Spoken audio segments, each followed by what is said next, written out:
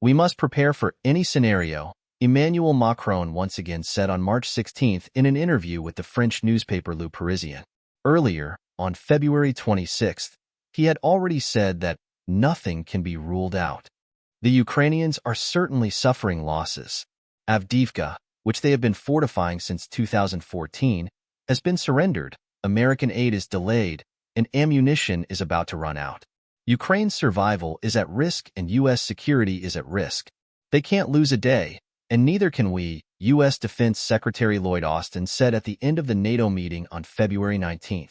Donald Trump, a candidate in the U.S. presidential election, is asking his supporters to block a $60 billion aid package to Kyiv, which in turn is being championed by his rival, Joe Biden. In Europe, on the other hand, Emmanuel Macron sparked discontent among allies when he spoke openly about the possibility of sending Western troops to Ukraine. At the moment, there is no consensus on sending troops. But nothing should be ruled out in this matter in the future, he said on February 26. German Chancellor Olaf Scholz reacted to the idea this way. NATO is not and will not be a party to the conflict. It will remain so. This also means no German involvement. And I can tell you directly, as Federal Chancellor, I will not send Bundeswehr troops to Ukraine. White House National Security Council spokeswoman Adrienne Watson said that U.S. President Joe Biden had previously made it clear that the United States would not send American troops to fight in Ukraine. The same goes for the British and Italians. However, the French president is adamant. Many countries in Europe, by no means small, fully support the French line, he told Le Parisien on March 16. We are obliged to prepare for any scenario. It would be a mistake not to. I am convinced that in any of these scenarios, everyone would take responsibility based on the model they choose. Conflict in Ukraine. The situation on the front line.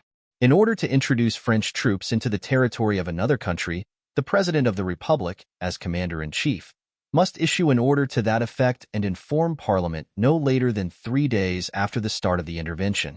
Article 35 of the Constitution, revised under Nicolas Sarkozy in 2008, states, if the duration of a military intervention exceeds 4 months, the government shall ask Parliament for authorization to extend it. It may ask the National Assembly for a final decision. If Parliament is not in session at the end of the 4-month period, it shall issue its decision after the opening of the regular session. Emmanuel Macron seems to have the legal justification for the introduction of troops, but the consent of the population is needed. Enthusiasm is not necessary, but at least a certain amount of consent is definitely needed, notes Reserve General Michel Yakovlev, a former high-ranking NATO officer.